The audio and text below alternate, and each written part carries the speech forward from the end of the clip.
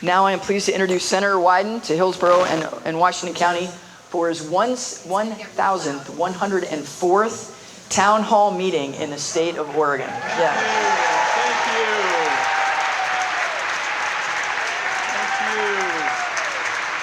Thank you, Mayor. And I want you to look around this room and the amount of questions he's going to get. And I want you to imagine doing that 1,104 times. That's legit. Yeah. Yeah. Senator Wyden made a commitment to do that when he was elected in 1996, namely to hold an annual town hall in every one of Oregon's 36 counties. And when Senator Wyden is in Washington, D.C., representing all of us in the United States Senate, he is the ranking member of the Senate Finance Committee, and he is also a member of the Senate Committees on Budget, Intelligence, Energy, and Natural Resources. Thank you. Senator Wyden. Thank you. Thank you. We've got a little business to do before we get started, but I wanted to make a comment about all those Elon Gate signs. And all I want to say to get going is there is a hell of a lot of energy in this room, and I don't think Elon Gate's going to be a long run.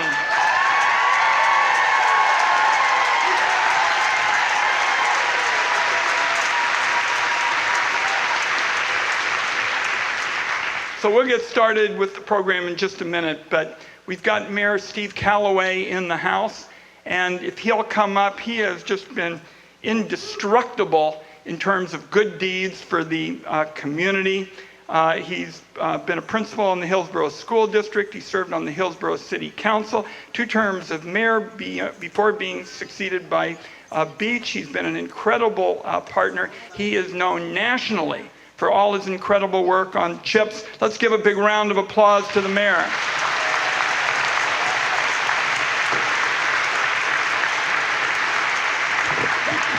You want to say anything?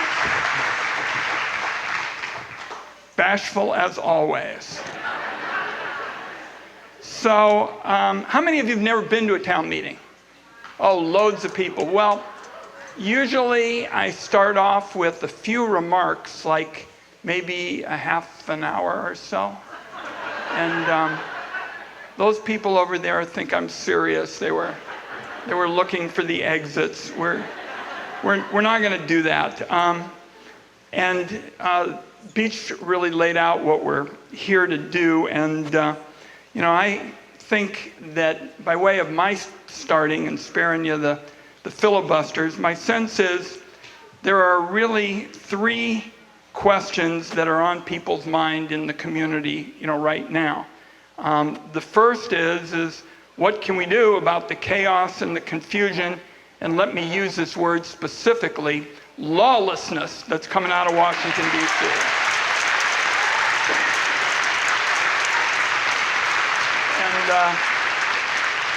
And question 2 is what can each of us do? And third, what's going on? What's the latest with this so-called freeze?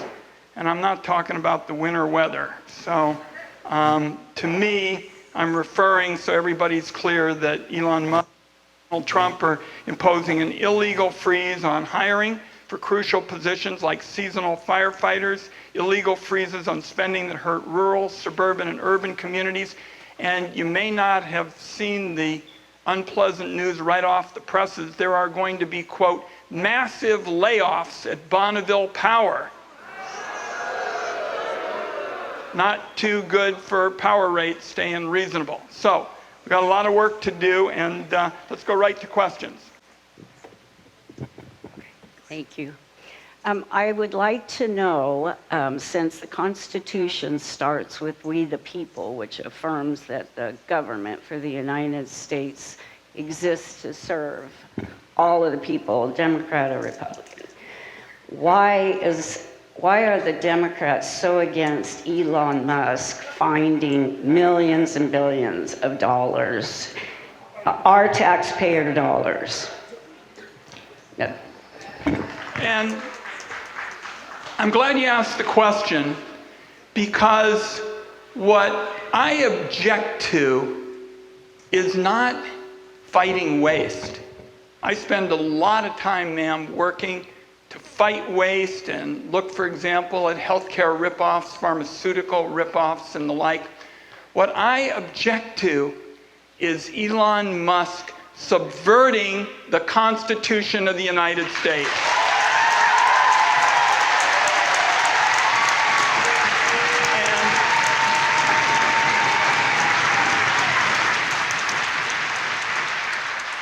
And let me suggest the route that we have used for over 200 years to deal with the wasteful issues that you're correct to bring up and that I feel so strongly about.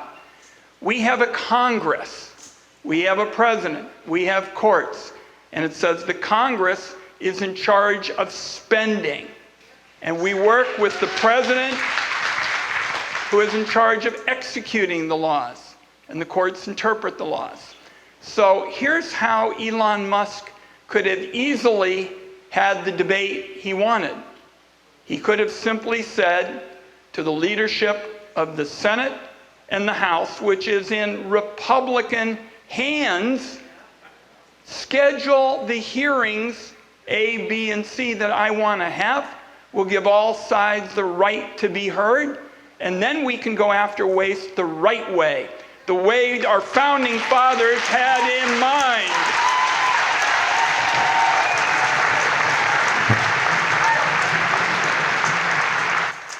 Where is 868? Great.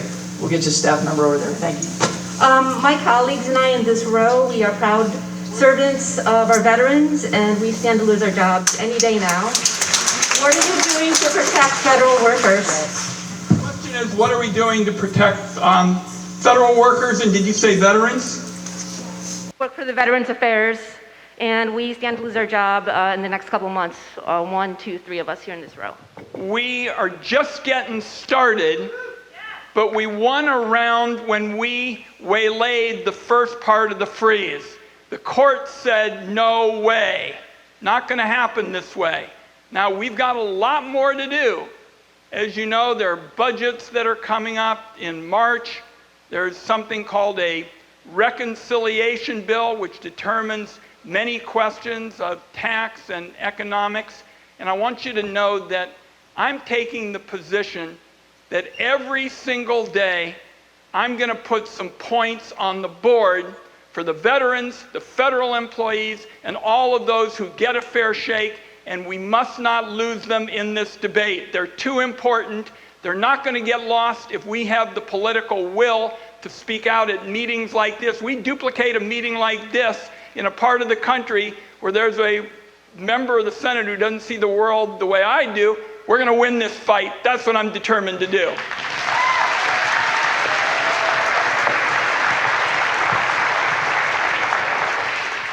And let me just tell you, today what's going on is a bunch of Republicans are home and they're getting flack about cuts in the National Institutes of Health.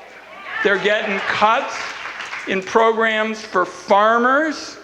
They're getting cuts in programs for veterans. And I've been in a couple grocery stores already today. I don't know any Oregonians who voted to have massive layoffs at Bonneville and have our power bills go up. So we got to get those messages out. We're going to get them out, and we're going to win.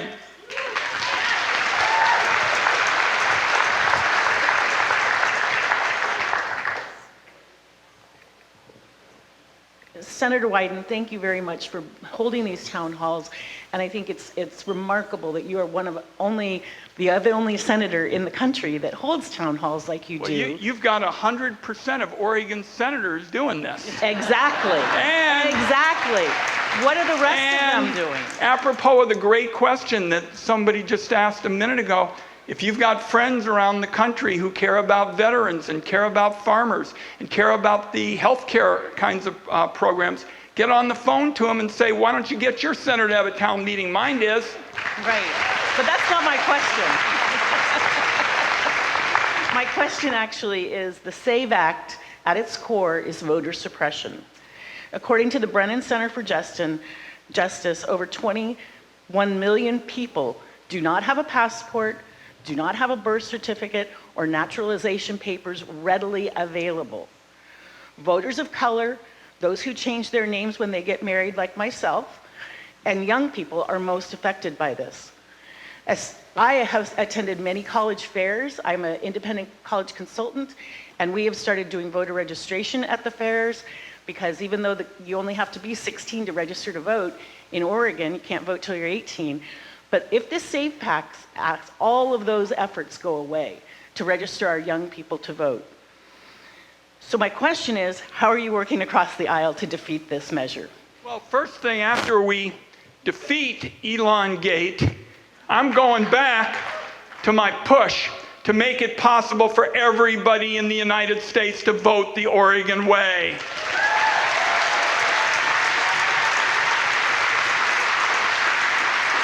And the reality is that so many states, if not using the whole approach that we use, where vote by mail has been so successful and hasn't generated fraud and it's convenient and the like, many states basically have extended no excuse voting, things of this nature that are moving in our direction. So my counsel is, let's do everything. Do we protect the integrity of the elections? The gentleman started it off in the back. There are 3 or 4 of these races that on a political side, we're spending a lot of time trying to protect the ballot there. But what we ought to be doing is getting the word out that there's a reform coming, and more people already are voting by mail. You pass my bill, it'll be the law of the land in every corner of America. It is high time.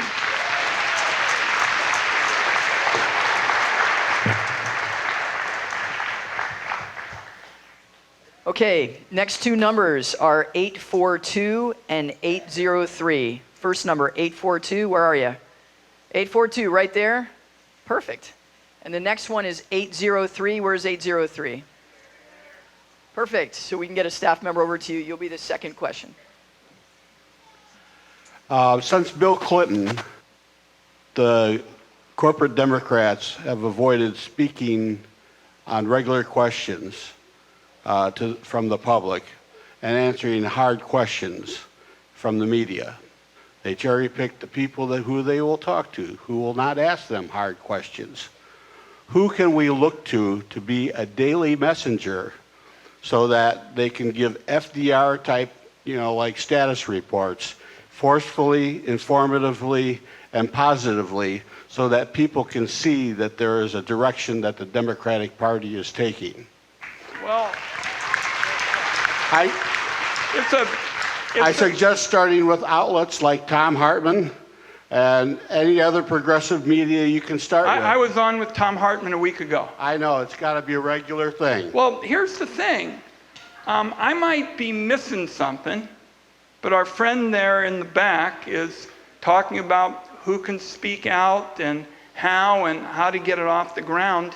And I possibly should have brought my glasses today, but I'm looking at it, folks. This is how you do it. This is how you build it. Political change, let me just have one more minute because your point's so good. Political change rarely starts in Washington, D.C. and then trickles down. Once in a while, but that's not the way it works. The way it works is grassroots up. You mobilize. Let me give you an example of a week ago. Did you see during the freeze, the first thing that Trump and Musk folks did is they went after a bunch of health programs, and they basically said that the Medicaid portals could not be used. Did you see that? Well, I've got a lot of whistleblowers that I've cultivated over the years, and we checked with them. And I said, is this true? And they all said, you're damn right it's true. So I put up on my website, within a half an hour, a big posting that said, Medicaid portals, what seniors need to get information about their medicine and nursing homes and the thing, are all on hold, now. Let's get them off hold. Within 2 hours, there was such a wave of grassroots support. So many people protesting. The Trump people went out and said, we're going to get it fixed. People said, not good enough. They kept protesting. 3 hours later, they announced we'll have the Medicaid portals up and running. That didn't happen by osmosis, folks. It was because a network around the country did exactly what you're talking about. They took credibility in their hand. They didn't wait for some magical figure to just, fly out of the sky and offer the golden word. They won it. They won it at the grassroots. That is how we're going to beat Elongate in every corner of the country, having that grassroots mobilization and coalitions of people who, frankly, never talked to each other in the past, let alone worked with each other. That's how we're going to do it.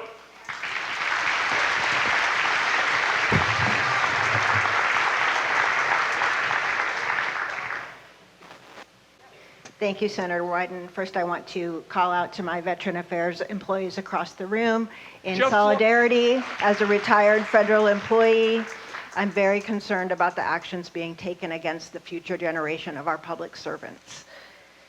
In addition, I want to note that the dismantling of the diversity, equity, and inclusion programs weakens the government by excluding different perspectives. It diminishes equitable representation, and it continues systemic racism practices. And I really would like to understand what you will be doing personally to address these issues. The first thing I'm going to do is tell everybody about the announcement we made about respect for everyone before we got started, because I think that ought to go on at every meeting. And to tell you the truth, I'm a little bit of a contrarian on these issues because I belong to the Live and Let Live caucus, where you let people personally make their judgments. I'm very proud that I was the first member of the United States Senate who supported marriage equality. And I said, if you don't like gay marriage, don't get one.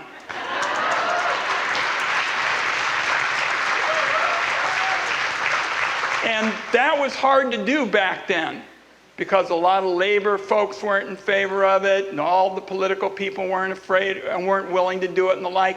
But these are issues, these questions of personal freedom. I think for the most part, there are also judgments that should be made at the local level, and they ought to be made to support people having their own voice. It's a private voice, and it's long overdue to have protection under the law in the United States.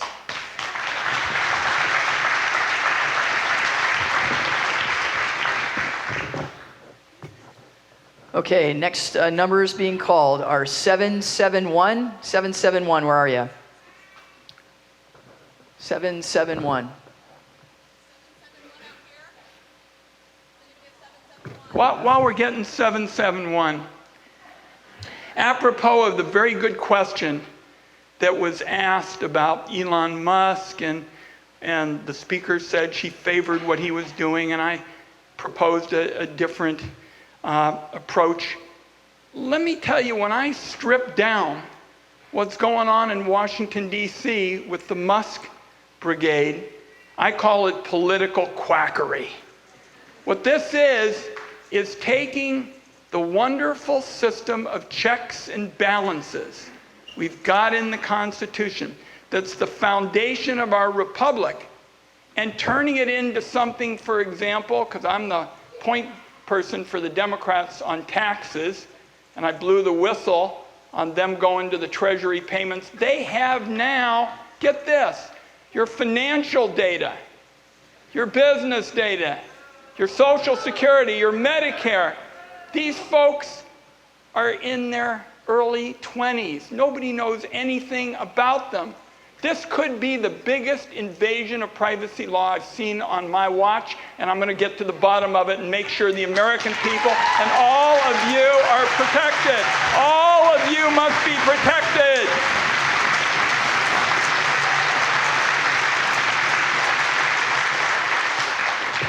Did we find 771? We did. 771 is in the upper left. Right. Next ticket is 805. 805. Hi. There's a lot on my mind right now, as I'm sure is true with a lot of us. But putting aside your complicit and historical involvement in the genocide in Gaza. I do want to ask you, you've been a senator for almost 30 years. And about 30 years ago, if I think back, I don't know if we've made much progress in terms of housing security. I don't think we've made much progress in terms of reproductive rights. In fact, I think we've gone backwards. You've been a senator through multiple Congresses where the Democrats have had a majority of power, and yet these things are still used as leverage against us as voters to donate to the Democrats. So how can we trust the Democrats and you, who've been at this for 30 years with very little change on these fronts, when this is a more precarious time than ever for Democrats? You have the least power that you've had in a very long time, and you've got an executive branch who seems hell-bent on just avoiding the Constitution, the sorts of standard practices that they have before. So if you haven't been able to do it for the last 30 years, what are you going to do now? Let me take certainly two questions that are in your remarks, and then we can continue it. First, I'm opposing Donald Trump very strongly on his Gaza plan. I think it is ethnic cleansing, and I think it's wrong. And what I think the Trump flood program in Gaza, y'all up on what we're talking about? He's going to make it a vacation paradise or some such thing? Unbelievable. Could I just finish? Because I think you asked some good questions. Okay.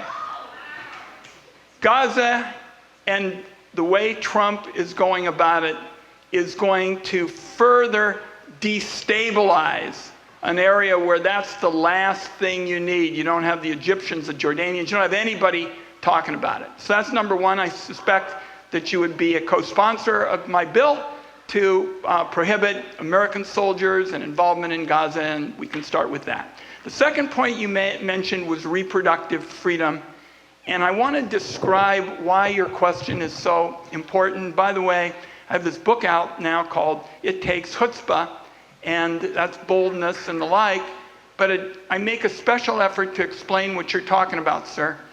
When I was a young congressman, and I had a full head of hair and rugged good looks, I held the first hearings anywhere on mifepristone, which was the medicine that was a breakthrough as an alternative to surgical abortion. And I worked very hard for it when the Republicans were pushing to prohibit it, and we finally got it when Bill Clinton said he'd use science rather than politics. But the point was, I got the policy that women have said they want for more than 20 years, and now you've got a whole group of people turning back the clock and trying to do again what they did 20 years ago, which was to prohibit a drug. So I just tell everybody that the gentleman's making two important points, and government is not linear. It doesn't go from here to here and then stays put.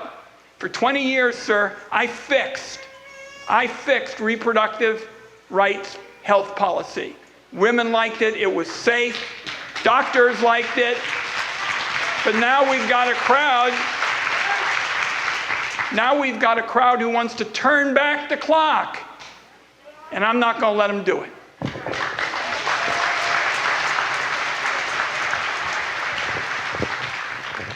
Okay, next. Over here. Next ticket was 805. We got 805. 805, and I'm going to call two more tickets. 615, where are you? 615, and the next one is 770.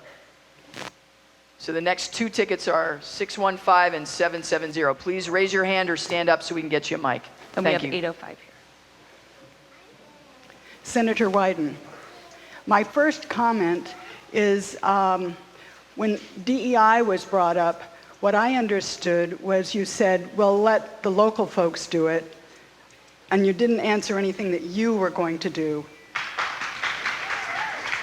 My question has to do with what kind of outreach is being made in the Senate and on the ground toward those Republicans who will now be disaffected given what they're seeing happening? Well, let me take both of the questions. I'm talking to Republicans every single day about these tariffs that their farmers don't like, the National Institutes of Health policies that their health people don't like. I'm talking to them about all of these vulnerabilities every single day for the reason that you're talking about. That's a big part of the coalition we've got to have, because at some point, the Republicans who said, well, I'll look the other way when Trump is just running and the like, now are home this weekend. They've been quoted in the paper. The senator from Alabama is getting clobbered by constituents on things like health facilities and agriculture. So I'm spending a lot of time with Republicans, and I can tell you, for example, I did everything but somersaults to get Republicans to vote with me on opposing Robert Kennedy, because I think Robert Kennedy is going to turn back the clock on American health care.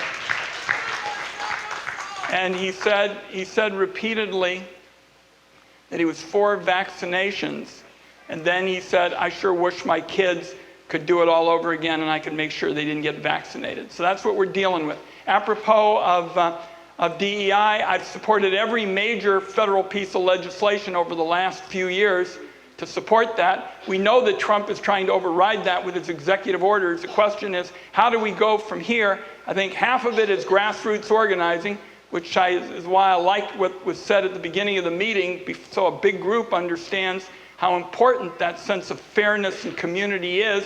And I'm going to continue to work to build back everything that we can as quickly as we can.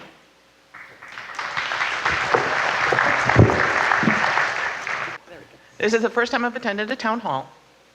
And as a female, and with young women in the crowd as well, what in the heck are you going to do so we can continue living our lives in the manners that we want to? Our reproductive rights are being taken away. Our rights to abortion are being taken away. Our health clinics are being closed down. I'm now being told that I'm possibly losing my voter rights and my ability to have a voice.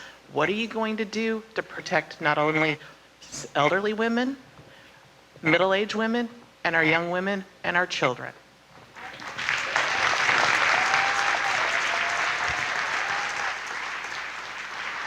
And this is deeply personal to me. I have a young daughter, and I think about this all the time. I'm sure you heard what I said about reproductive health care. 20 years ago, I led the effort to get a victory so that you wouldn't have asked that part of your question. In other words, your question would have a number of other parts, but reproductive health would have been taken care of by mifepristone as a result of the law that I pushed, where people could get a safe, non-surgical alternative to abortion. Now, we are going to be backpedaling so hard just to deal with these outrages. I read in the New York Times this morning, Planned Parenthood is suffering tremendously in terms of resources. I want you to hear right here today, I'm going to do everything I can, both charitably and as a legislator, to help them get back on their feet. We need Planned Parenthood for the question you're talking about.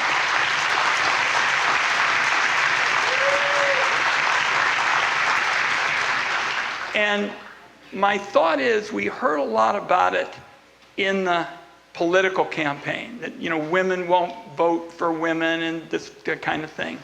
We're going to need, and this has got to be outside the scope of this meeting, we're going to need a grassroots organization for women unlike any we've ever found. And I think that part of it can be around the economy and personal control, because I think women are going to see who's getting the jobs in the Trump administration, who's in charge, and we can get this back. But I'm not going to sugarcoat it. We have lost, just with reproductive health, a significant amount of what we need, and we're going to have to pull out all the stops to get it back. That literally is what I came to the Senate to do, having won the mifepristone fight.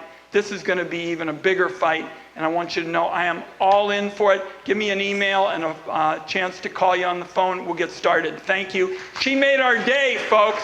That sums it up.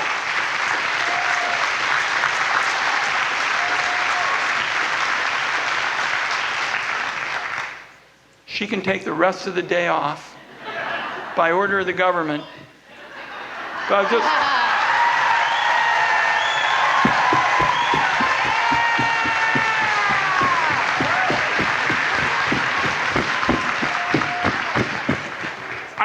I told you there was energy in the house. Great comment.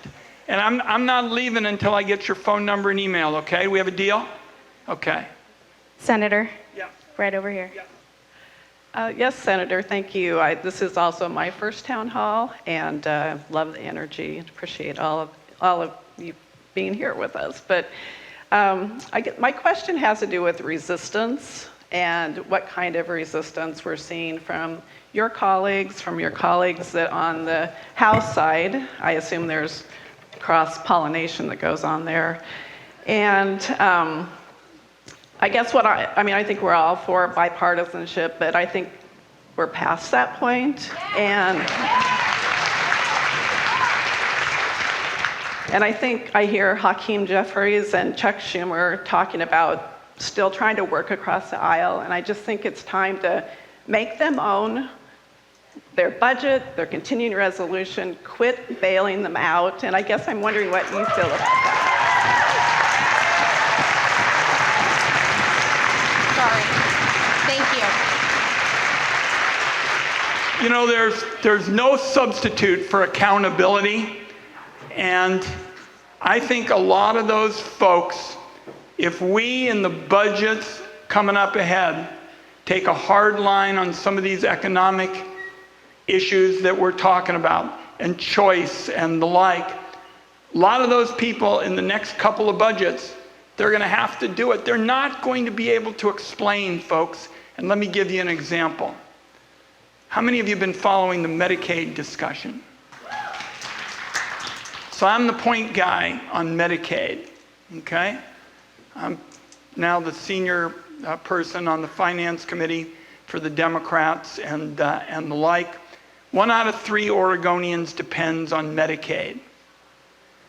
The Republicans in Washington spend a ton of time lying about Medicaid. They say these are people who aren't working. We need work requirements. Well, the reality is most of the people who are able-bodied and get Medicaid are working. So my goal is to push every single day the moment it happens. So for example, on the floor, a couple days ago, they all said, we're not going to have any medical cuts. Where's my speaker? I want to make sure I see her face. They said, we're not going to see any medical cuts. And I got up and I said, are you kidding? It's going on in the House now, right as we speak. $880 billion of cuts are going to come from the space where nursing homes are. Do you guys know who pays for most of the nursing home bill? Medicaid. I have been saying to my colleagues, ma'am, because your point is so good, who needs press releases? Who needs baloney? We need stuff that's serious now. And I've been telling them, I want you to know, every time I hear Medicaid come up, and one of you says a peep against it, I'm going to say, your town is going to lose its rest home, because that's what's going to happen. So this gets me to the other part of the deal. I have a big network of whistleblowers, people who tell me the truth, get me the word out. I'm looking around in this room, and I think I can get a lot of other whistleblowers with me.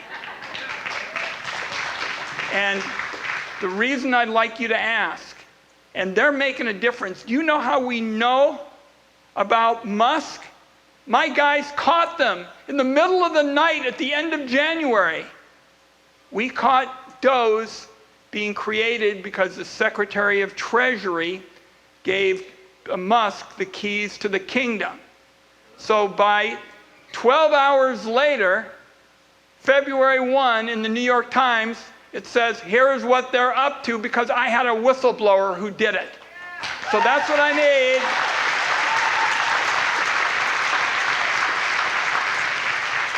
That's what I need plenty of. And usually, people think that they're just federal, but so often federal dollars stream through the states and the localities. For example, Medicaid is a federal state, program. So I'm all in, and anybody who wants to join the Washington County whistleblowers, see me as we walk out. I'd love those names, okay? Thanks everybody for whistleblowing.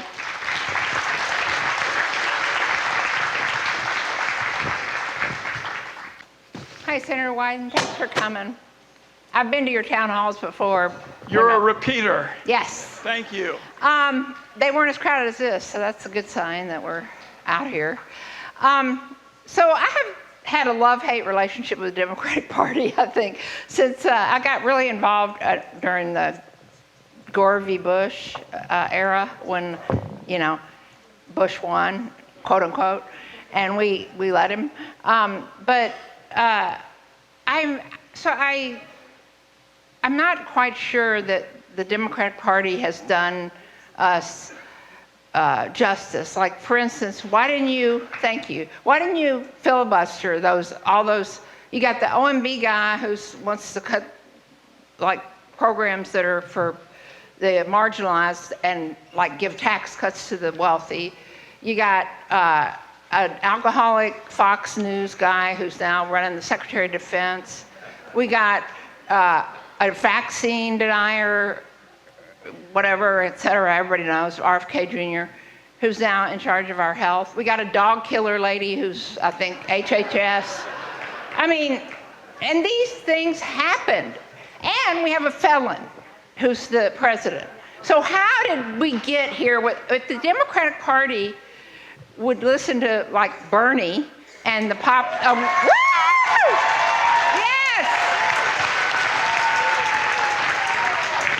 A real populist, not a fake one like Trump is, we wouldn't be here, is what I feel. And so I'm having trouble. I know that fascism lives in apathy. And so I'm trying my best to continue. I'm with the United Power PDX, Mobilize, Move On, Indivisible. I work with all those groups. But I'm having a very difficult time continuing this fight. I'm exhausted. Anybody else? Thank you. Okay, great question.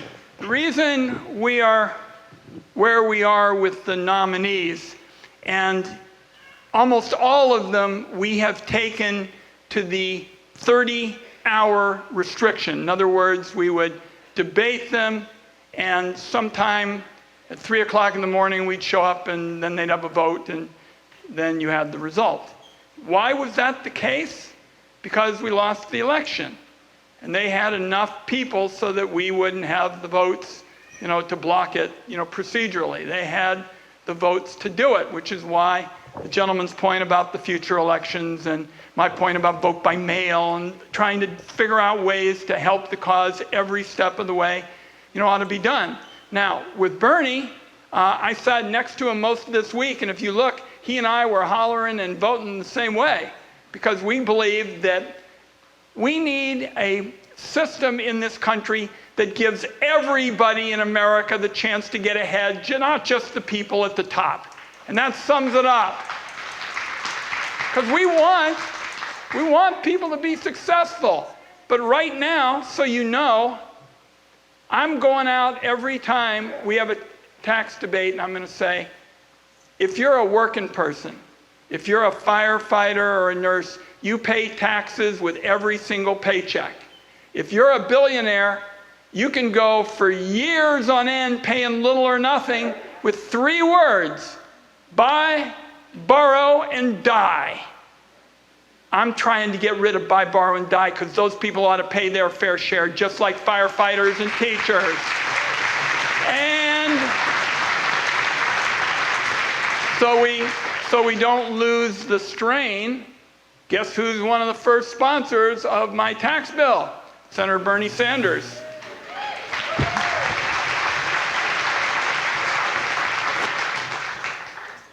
Last word to you if you want it.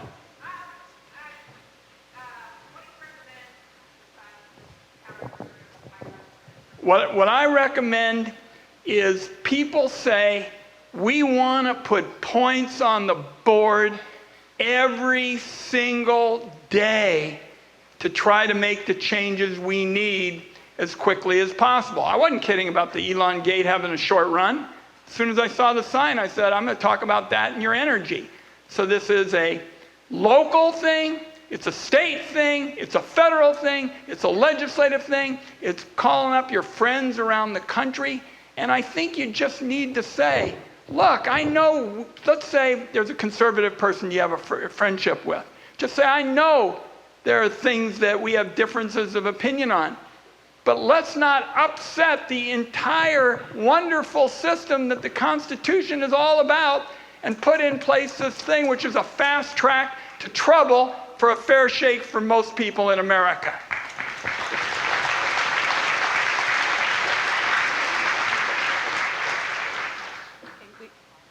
We have someone right here.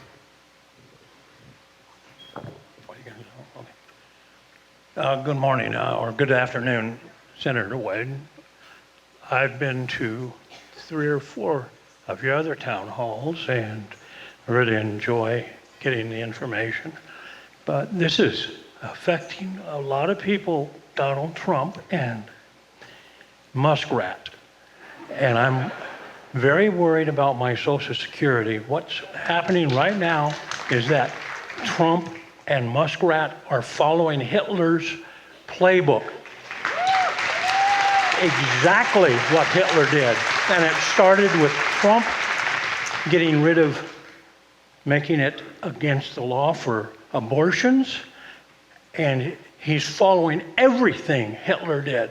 Everything. He's had 4 years to plot his revenge. And I don't understand why nobody sees what he's doing. Because it is terrible what this Muskrat scumbag's doing, taking away our humanitarian aid. All of this. But what I'm getting to is I hear this week that he's going after our Social Security, our Medicare, and he is calling elderly, disabled people, people on Medicare, parasites. And that is coming from Musk. What is going to, how are you going to stop him from taking our Social Security? So, go ahead. Fraud. He said Social Security and Medicare is a fraud, and that's the next thing he's going to take from us. The gentleman is making such an important point, and the way we're going to beat this is, in effect, put Trump's statement that he wasn't going to touch Social Security from the campaign out in front of the country. We know that he wants to gut these programs. There's no question about that. But we have got to win the political, fight. It's why on February 1st, when I learned about the Treasury Payments Office that was going to start looking at your Social Security information, your Social Security information can be looked at by some 25-year-old kid, and we have no idea where it's going and what it's going to be used for. But I'm going to push until I find out what's going on, and I'm going to stop it. No. Arrest them! Arrest them. Support Musk! It ain't that hard.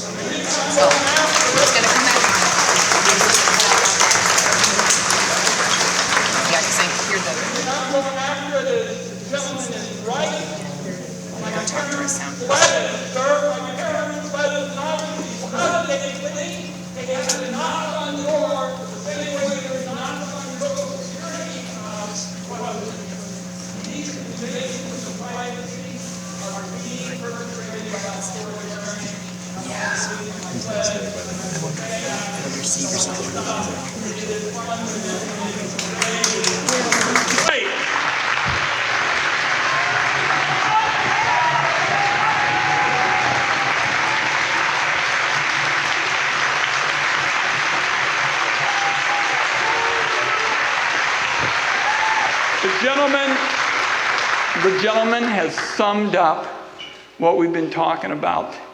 this whole afternoon. This is a raid on your rights.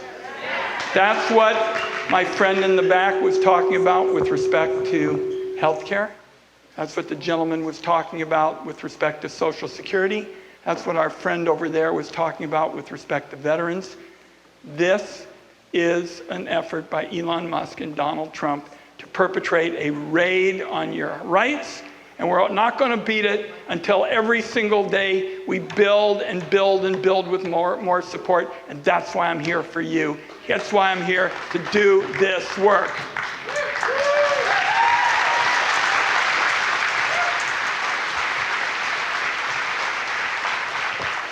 Okay, before we get to the next question,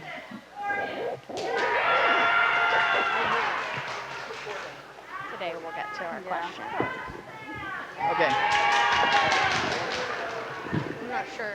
Next question is over here, Senator, but I'm going to get the next numbers on deck. So the next number is 857, 857, 857. Raise your hand, be loud. Right over there. Great. There's 857. You're off to a good start. Excellent, excellent. 812. Again, stand up, be loud. 812 and 913. 913. Okay, we'll find you. But the next one's 857 and right over there. Thank you so much. Okay.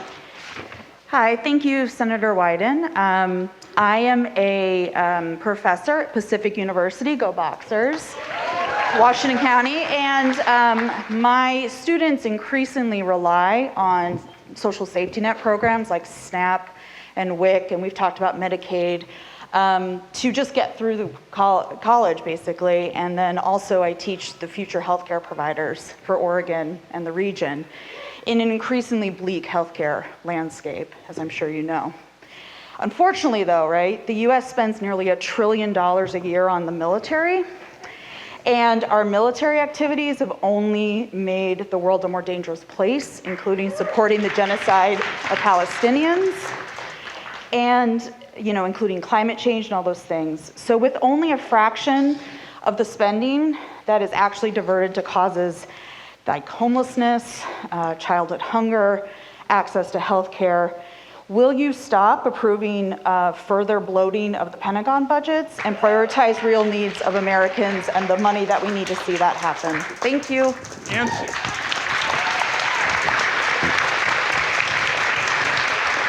The answer is definitely yes. And 2 days ago, I supported the Sanders amendment in the Budget Committee, which is the committee that deals with audits. And the Pentagon, one of the most outrageous things about spending is the Pentagon always slithers out of getting an audit even. So we really don't even know. I mean, all the domestic programs get audited down to the last dime, and the DOD budget is just sort of swept under the rug. I voted for the Sanders amendment. We're going to stay at it on the floor, because this is the kind of thing that conservatives ought to be supportive of. Is they don't want to have wasteful spending. We're going to keep pushing it. Sanders amendment 2 days ago.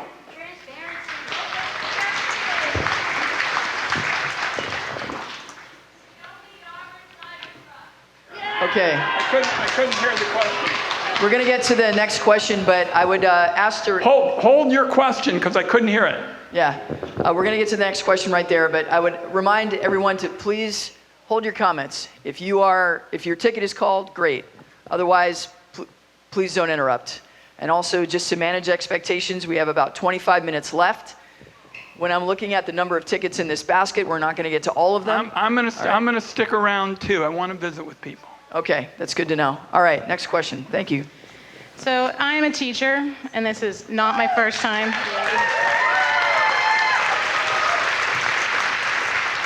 It's not my first time at one of your town halls. In fact, I've brought my students and their parents to your town halls before, teaching them about how our government system works.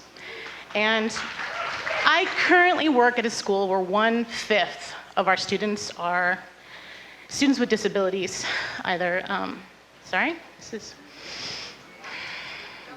You're doing really well. Students with disabilities, whether they are learning disabilities or they are physical disabilities.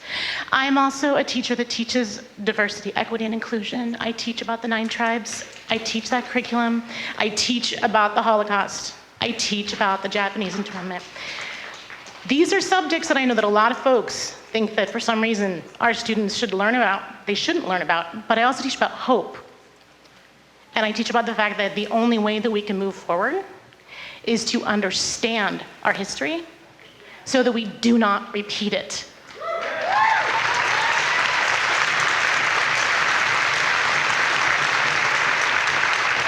It's an old phrase, know your history or you're doomed to repeat it. We say it over and over and over again. And I do have a question, don't worry. You're doing fine. My elderly gentleman back here, when you were speaking, I don't know where, thank you. I'm also a teacher of history, and World War II history is a passion of mine. And what some folks that just don't want to hear it, it is true. Donald Trump has been, like when Adolf Hitler rose to power, the first thing he did was he appointed oligarchs to his cabinet. He outlawed abortion. He took away the gay people. All of those things were happening. It was a creeping and crawling and slow thing. And so many people were starving. I am German. The German people were starving. And they needed somebody to speak for them. And he was really very good at making everybody feel like he was their answer. And the people that understood that what he was, they were also very scared. And they weren't willing to stand up. And those that did stand up wound up being put into concentration camps. And it was only through the world, all of the access, it was only through fighting that we managed to fix that. But it took a long time before everybody woke up and started fighting. I'm not advocating for violence, that's not me, I'm a teacher. But I am worried, actually worried's not strong enough of a word, I am terrified that with the dismantling of the Department of Education, and with the fact that I was listening to the interviews is not the right word, the hearings, thank you, that they wanted to take the section of the Department of Education that handles students with disabilities and give that to the Department of Health and having RFK Jr. in charge of that, which is insane, and taking away all of our IEPs and 504s. Last year, my students, I had 25 students and 9 of them had IEPs. Sorry. What are you going to do to stop the Department of Education being dismantled utterly? And then the only safeguard we have is Oregon's Department of Education. That needs to stop. The first thing I want to commit to you is I will lead the fight. I will lead the fight to putting the disabilities program under RFK, okay? Because that would go to our committee. I'll have the ability to lead that fight, and I'm committed to doing it. Thank you for bringing it up. And I hope all of you could see, because this really runs through our whole discussion, that this speaker and your friend in back of you are both making the key point with respect to what happens when society lets authoritarians do what they want. Okay? Well, what a surprise. J.D. Vance made his first trip outside the country this week, and gosh, gee, aren't we surprised that he stopped and visited with a lot of authoritarian leaders? We know what this agenda is all about. I saw it with my family. I see it with all of you. I'm going to fight authoritarianism every single day I'm in public service. Thank you. Let's hear it for them in the back. I can't hear you. I can't hear you. Thank you. So I want those speakers, and I want the crowd to know that that was applause for you, ma'am, and your friend right in back of you, because you delivered the wake-up call as we think about what's ahead, And I believe that wake-up call is all about fighting authoritarianism here and everywhere else we can.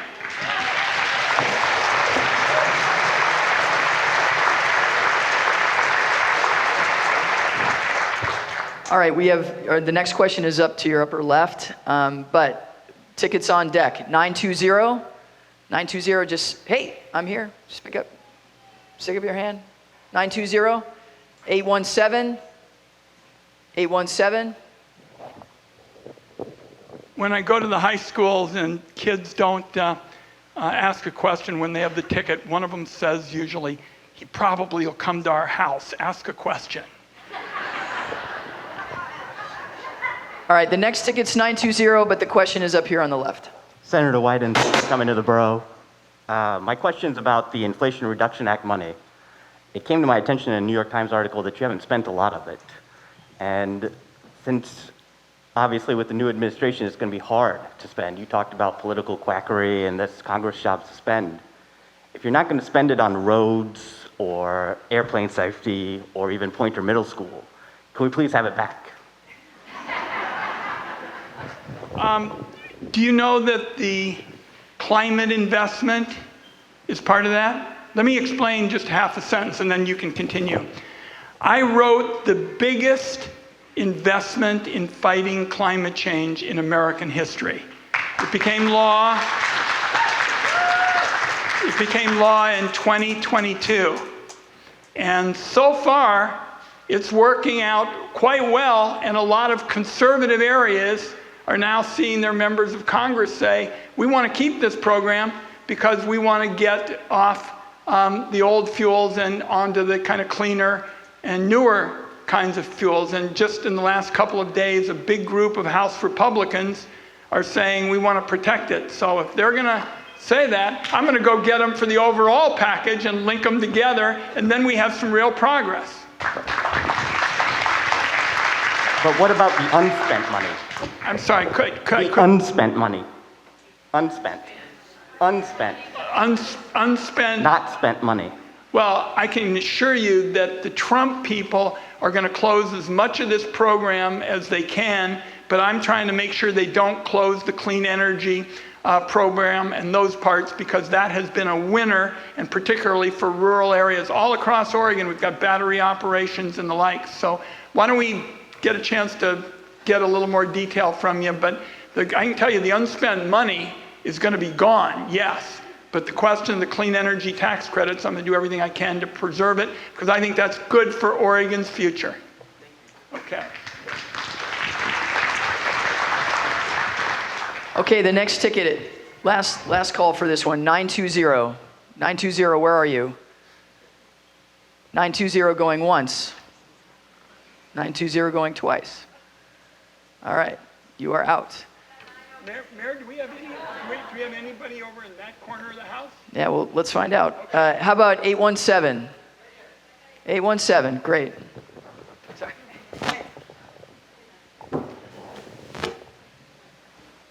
Senator Wyden, thank you so much for your support for USAID. My son... Everybody. Thank you. Dollar for dollar, USAID is making a big difference. Thank him. We're going to support it. Senator, my son is serving as economic officer in Kosovo. He's about to lose his job. I am very, very upset and worried. Yeah, they're very worried. But beyond his personal story, the loss to children, to families around the world, in Kenya, all through Africa, in Asia, the loss of the food, the loss of the medicine, people are going to die. And the word is not getting out there. And I need your help. I need you to stand up strong and speak up loudly. Please help save our foreign aid. And I'm speaking here, I'm from Portland, but thank God for you farmers out here in Washington County, because the food you grow goes to help save folks around the world. We need you farmers, we need you rural people. Please speak up. Thank you. Thank you. And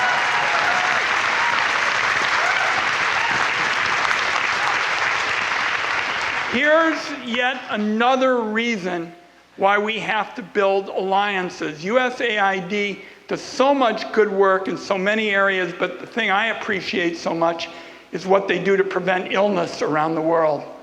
You know, without the USAID programs that give an early warning and provide medical services, we would really be in much tougher shape internationally. So you got me at hello.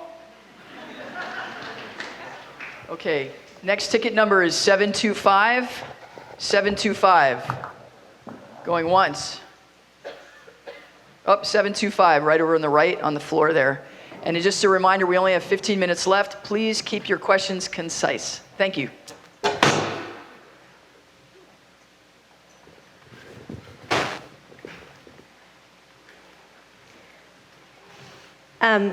You called what was happening right now kind of political quackery. And what it really is a self-coup.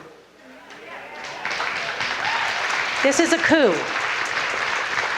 It doesn't have tanks, and there's no violence, and there's no tanks, and there's no soldiers, but they walked right into the Treasury and put in hard drives. The purse strings have been taken away from Congress. The staff at the CISA was fired today. The CISA protects our elections. Free and fair elections are doubtful in 2 years. The time to act is almost past. The DNC is still sending texting, fundraising texts, and they said publicly that they will work with fascists and billionaires. The good ones, the good ones. Betrayal doesn't begin to encompass my feelings. I need to know that Oregon is working on a plan on how to remain solvent when federal money is withheld, when we have forest fires, when ICE and whatever goon squad that he comes up with enters our cities. It is not alarmist to plan for the worst case scenario. We are dealing with people who do not care about decorum, they do not care about judges' orders, and they do not care about the law.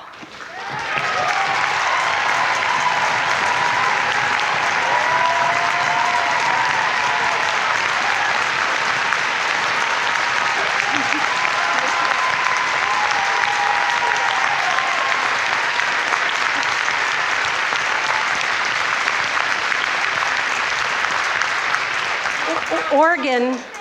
Where are you, ma'am? You're already a household word. Oregon, please be talking with Washington and Washington and California. Oregon needs a plan. We need a plan because whatever happens in DC, we are 3,000 miles away, but right here, we need to dig in and prepare. We need a plan.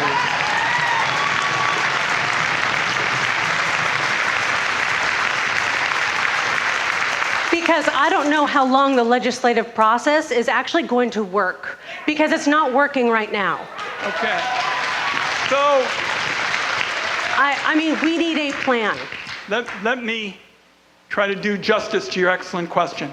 The first tool we have is coming up in a few weeks, because Donald Trump does not want to have, with all of the opposition that we're talking about here building, does not want to have on his hands shutting down the government of the United States. There's been, let me try to walk through what's involved here. The history of the people who shut down the government is not a good one. All right, there's very well documented evidence that if you're the one who takes the lead in shutting down the government, citizens will not think highly of you. They expect adults, heaven forbid, to deal with, real problems. So that's why I'm focused on these things like the person who said, what are you doing to get these Republicans to try to explain to people in their state why they need to change these Trump policies, like the ag policies and the health policies and the energy policies and the like. Easier said than done. But this is what the fight is all about right now. There's an opportunity to push these people who are getting hurt this weekend. By the way, they don't have any town hall meetings, folks. If they're home, they play some golf with some lobbyists or something. But they know, if they go to the grocery store or anywhere else, that people aren't happy with these things that I've cited. So that's what we're trying to do. And I recognize the seriousness of what you're talking about. You talk about coups. Look at my Twitter feed. My Twitter feed is, I outlined this as having all the elements of a coup. All of them. Taking away your privacy, every single one of them. So we're not really differing about the extent of the challenge here. We're talking about what the next, step is. And we're going to have the budget on the floor of the Senate pretty soon. And that's going to give us a chance to highlight all the things that Republicans are going to have trouble explaining. There's a ways to go till the date in March. But I want you to know, someone just said they lie. What a surprise. Donald Trump has done nothing except lie on trade for a full year. He kept saying the foreigners are going to pay the tariffs. That's nonsense. You pay the tariffs. But I'm leading the effort to expose him on that. And the farmers are paying attention. So we got a lot to do. But let's take a few more questions and then I'll give you. I did. I said that our friend, I think, is saying, what are you going to do? And I'm going to do everything I can to put the pressure on them to make these changes so that our party is not the leader of shutting down the government. Shutting down the government is not the way to go. Okay, moving on. We have time for maybe 2 more questions. Thank you, Senator Wyden, for being here, and thank all of you for being here too. I am a retired educator, and I would like to say that at the present time, my husband is retired also, we donate to organizations like Planned Parenthood, MoveOn.org, Common Cause, and we have supported through Act Blue the representative races that are coming up very, very shortly. As you've been talking, I've been thinking about a couple of my neighbors who are not on the same side as I am, about inviting them over for hopefully a calm conversation and making a call to a couple of relatives that live in Republican states and just trying to find out if they're aware of some of these issues that you're talking about.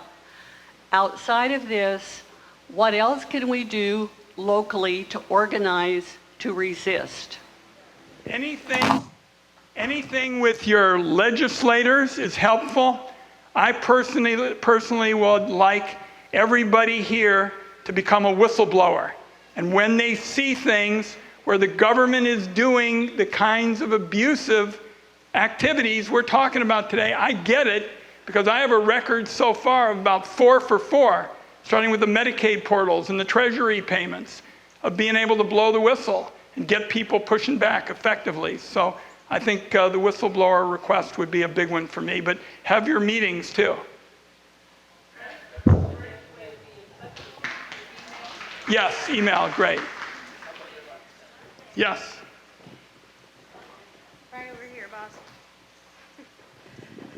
Hello, Senator. I am Angela Perry, volunteer with the Oregon chapter of American Foundation for Suicide Prevention. We know mental health affects all of us. In Oregon, suicide rates have raised again. What is being done to protect the youth? Suicide is the second leading cause of death across the country for those under the age of 54, and it is not being talked about enough. What is being done? Every single day, I go to the office and I think about mental health because it's hit the Wyden family so hard. My brother was schizophrenic. Every night for years on end, he'd be walking the streets. We knew he'd hurt himself or somebody else. And Every single day, I'm committed to this. Right now, we're trying to force the insurance companies to actually give you the services that you paid for, because what they're doing is ghosting people. And Trump is letting them get away with it. We're going to stop them.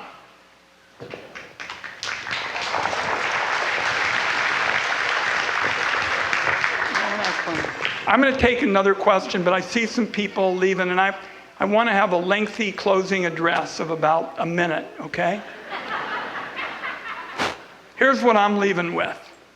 If I could put in a bottle all the energy and all the smarts and all the commitment I've seen over the last 90 minutes, there's no question I could send the Elon Gate show to the sidelines.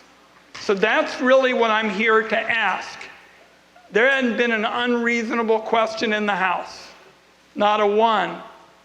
Everybody asked me, essentially, what's going to get done by you and the other members of Congress?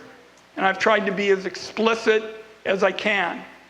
I believe I've been able to do a lot in the last few weeks. That's why if you look at Twitter, you'll see the Musk people basically pushing back on me in terms of the Treasury and privacy and Medicaid and the like. So I want to do a whole lot more of exactly what you're recommending. Let's decide today, even if you disagree with me on one thing or two things, or maybe you disagree with me on everything. One thing we're doing today is we're going to try to get a whole lot more going of what we've seen in this room in the last 90 minutes. If we do, we can make Elon Gate a short show. That's my pledge to you. You'll have me for everything you need to make this room grow and grow and grow. God bless.